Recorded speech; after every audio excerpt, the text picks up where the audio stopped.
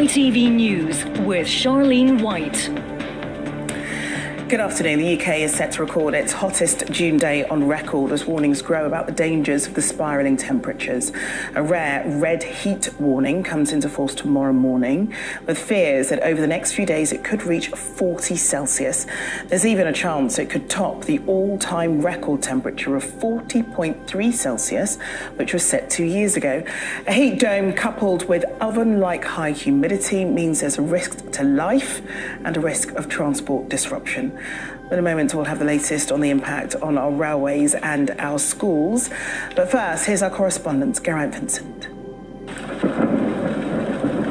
This heatwave was heralded by a fierce storm, which raged across the southern part of the UK. There were thousands of lightning strikes. One of them set fire to a house in Bristol.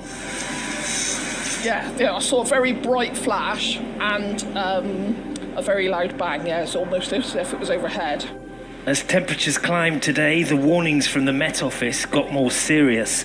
The effects of the heat won't be limited to those most vulnerable, they say.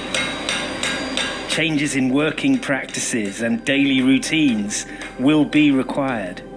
Plenty of water and also plenty of breaks.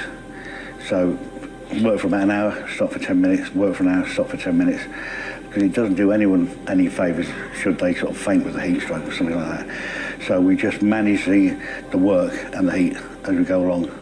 What's powering those thunderstorms is the same thing that's making the heat particularly dangerous. High humidity levels, the amount of water vapour in the atmosphere, makes it difficult for the human body to regulate temperature and keep cool. When the body overheats and loses too much fluid, it can lead to heat exhaustion, and that can develop into an emergency if it's not dealt with quickly.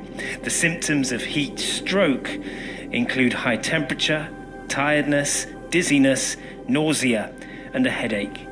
Our body has different ways to thermoregulate. We have a more physiological way, but it's got a finite capacity, whereas behaviourally, it's got a near infinite capacity. We can take clothes off, we can go into the shade, we can move to areas in different parts of our house that are cooler, and that's the key thing, is trying to click into the behavioural thermoregulation. Can I top up any of your water? Yes, please. At care homes, the weather now a real threat to resident safety. Dehydration, heat exhaustion, heat strokes make our elderly residents particularly vulnerable. So we are continuously kind of pushing fluids. We've got regular hydration rounds in the home. Temperatures in the high 30s in the UK used to be extraordinary. The weather is changing and the unprecedented is becoming less and less unusual. Geraint Vincent, ITV News. Well, the highest temperature recorded so far today was in London. It reached 36 Celsius, but that's just a warm-up for what's to come. Tomorrow and Thursday, we'll see the current amber heat warning zone extended further north to parts of Leeds. And of course, the rare red heat weather warning comes into effect as a result of an exceptional spell of hot and humid weather. That covers parts of Wales, the south of England and the Midlands from 9 a.m. tomorrow. Temperatures could reach close to 40 Celsius in London and across the south, meaning an increased likelihood of a threat to life, damage to energy supplies and further travel disruption. The heat is also affecting public transport. Many train companies advising passengers to avoid travelling completely on Wednesday and Thursday. Our Wales reporter Rhys Williams is in Swansea for us tonight, as you can see, and there are a lot of precautions in place, aren't there, Rhys? Yeah, there are. The disruption's already taking place. Most of the trains on that departure board are already delayed. The next train to London has just been cancelled. There's significant disruption actually at the end of the line of the South Wales Main Line to London, because they're guarding against point failures by locking them in place, because the steel is susceptible to buckling under this kind of extreme heat. And it's not just the heat that's caused problems today. There's been flooding due to thunderstorms, which caused problems on the Elizabeth line between Paddington and Heathrow, and too in Hampton in southwest London.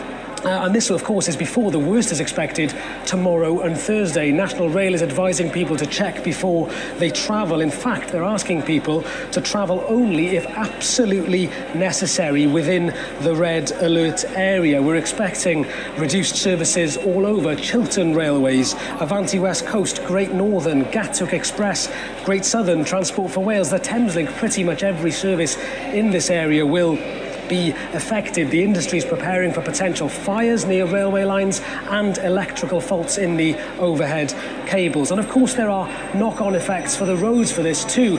Already today the RAC is saying there's been a 10% increase in the number of breakdowns as more people drive cars that perhaps they don't often do because they're usually on the train, and they're expecting this could only get worse over the next few days as more people do this when their trains are cancelled and in some really challenging conditions.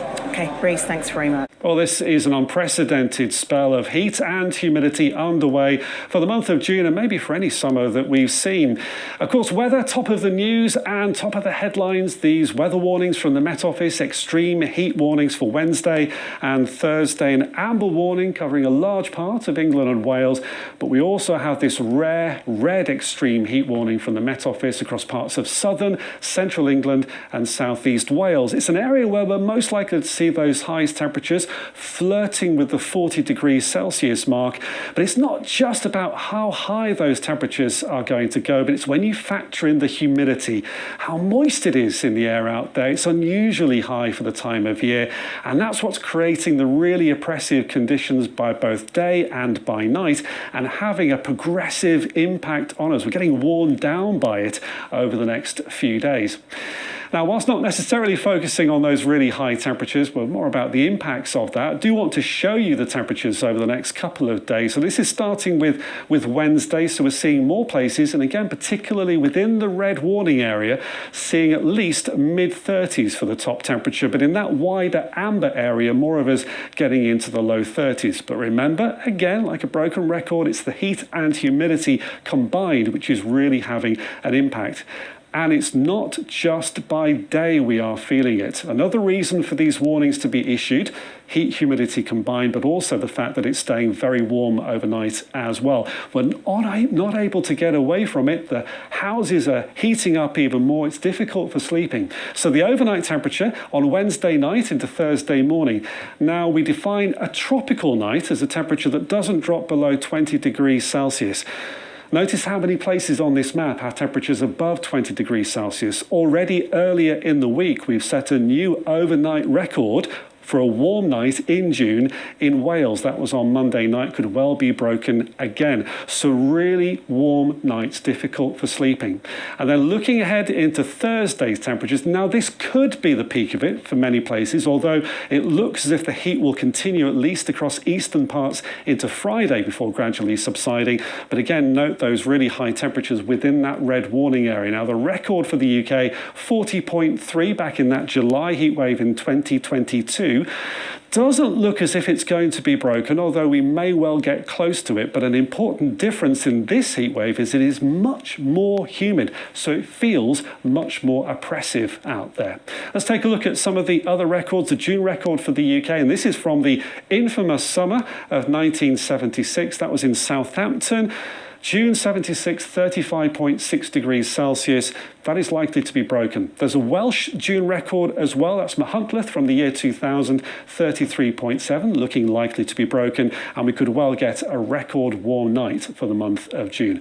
Again, say it again, not just about the temperatures, it's the heat and the humidity combined. Let's talk about some impacts though. Some of these details are within that red warning from the Met Office, but in the amber areas as well. There are health effects, not just to people who may have health conditions already in the red warning area. Even if you think you're perfectly healthy, you may start to suffer as the effects of the heat build over the next few days. We are already seeing impacts in terms of school closures. There's travel disruption as well. And I want to say something about being around cold water. Now, in the last heat wave, sadly, some people, particularly young people, died around water. If you're really hot, you jump into cold water, there is a risk of cold water shock. Please take that seriously. So those are some of the risks from this hot and humid weather. When will it end? Well, this is the air mass chart from Thursday, which may well be the hottest day, but we have to watch out across eastern areas on Friday as the heat continues. And notice at the moment we're dragging up the heat and humidity from the continent where that heat wave is underway. So we're really in that hot and humid weather, but look at the colours change going into the weekend. A gradual change, more an Atlantic influence taking over, some showers and thunderstorms around. But if you are going to be struggling in the heat, it will turn cooler and fresher. Remember the summer of 1976? And remember this, when Kiki Dee and Elton John were taking over the charts, and many people will have this wonderful memory of a hot, dry summer. Today marks 50 years since the start of the infamous heatwave of 1976 when temperatures soared. And many people won't remember it, but ask your parents or grandparents. But Ed, I'm going to ask you because you remember that summer. I was 9 years old. We went to school. It was baking hot every day. We all had water bans. We couldn't water the garden, anything like that. All the grass was brown. I remember going to the test matches and the cricket grounds were all brown. It was so crispy. Hot. And we had a thing in our garden. We had a bath, so there was no showers back then. And when we pulled the plug out of the bath upstairs, the water came down the pipe, and my dad rigged a gutter so that it then went down onto the garden to water the garden. And we had a little duck each, me, my brother, my sister, and we would put our ducks, and they would flow down with the water, and we would see who would be the fastest. So funny. And I think that people have these fond memories, people flocking to the beaches and to the Lidos. But there was the other side of it, the droughts, the year-long drought, the water shortages. People didn't have running water in their homes. They had the standpipes in the street, and that's where they collected their water from, and many fatalities. I just want to point out, people saying, it was hot then, it was hot then. It is even hotter now.